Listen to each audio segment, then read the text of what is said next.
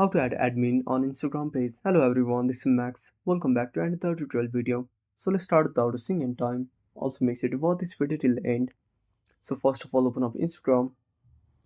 Now tap on the profile at the bottom right corner. Now tap on three lines at the top right corner. Now scroll all the way down to the bottom. Now go to account type and tools. Now tap on switch to professional account. Now tap on next. Now click on switch to professional account.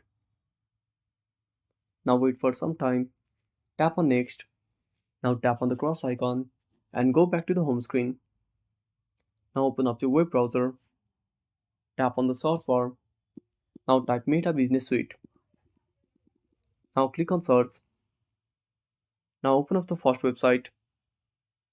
Now tap on login. Now click on login with Instagram.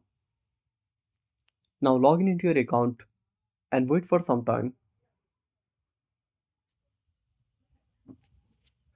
Now first of all click on add contact info. Now fill up the details.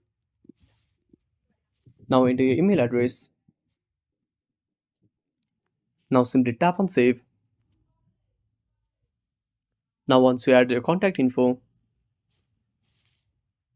now once you're done, simply tap on this button above people icon.